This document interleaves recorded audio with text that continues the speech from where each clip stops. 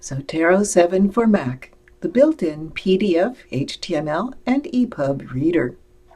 I've done my research for my history paper on chocolate orchid cow in ancient Mesoamerica and captured the citations for 7 sources.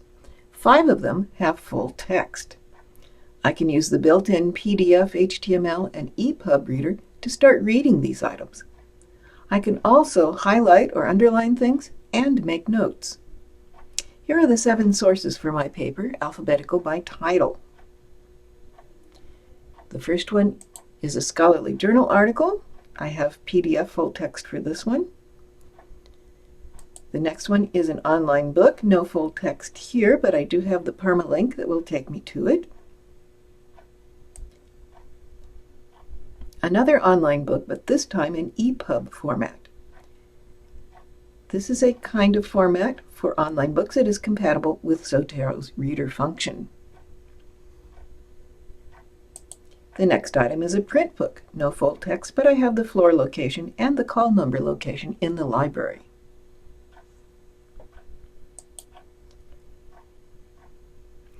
Next is a website.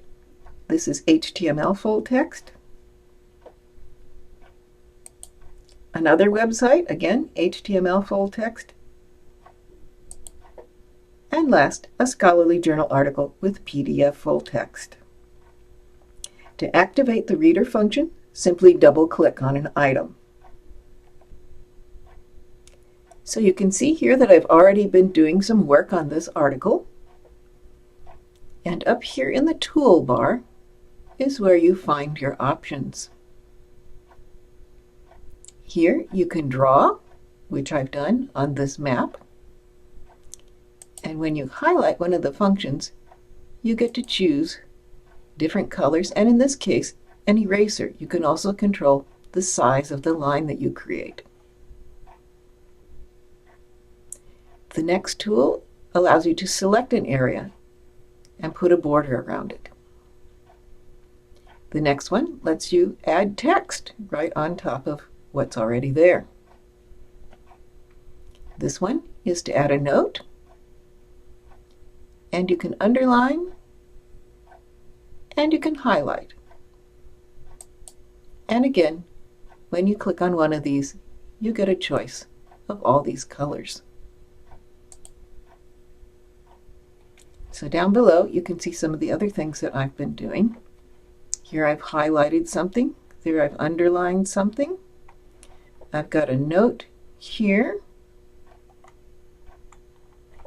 And I've put a border around this section here that I want to remember.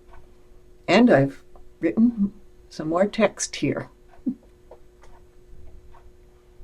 Over on the left-hand side, in this panel, we're on the view that shows you what you've been highlighting and underlining or drawing.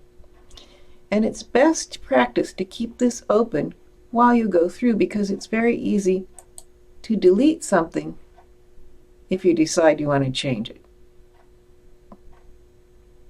But if you want a little bit more room as you work, you can toggle the side panel here.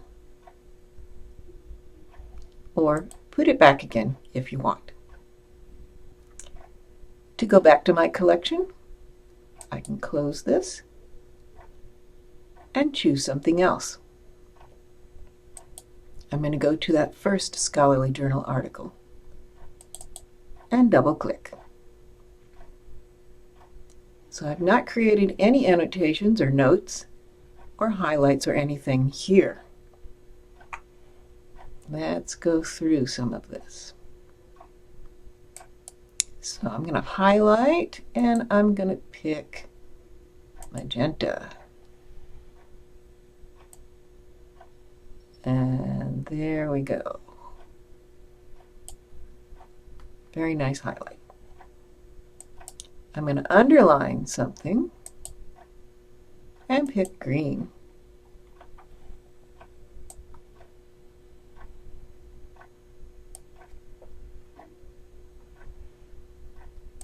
I'm going to put a note down here, and you can move this note around. But the text is over here, and this is where you type.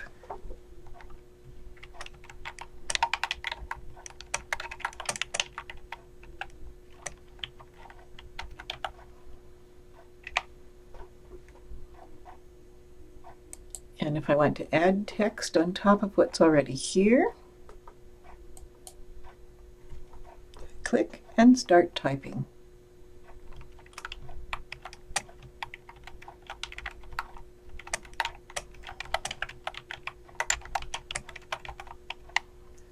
And this is another way you could make a note to yourself.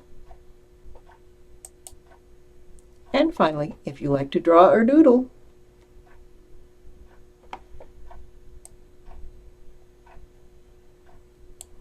there's that function. Please note that you have to have PDF full text to have the full array of these tools here.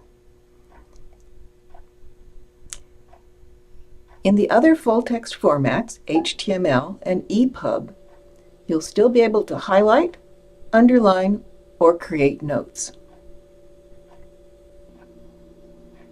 Watch the other videos in this series to see Zotero in action, capturing citations, creating in-text citations, and creating a bibliography. Don't miss the library's written and illustrated guide to Zotero 7 for Mac at libguides.csusb.edu/maczotero. It has a detailed overview of Zotero 7's basic functions. Want to go beyond the basic functions? Go to zotero.org/support to start exploring.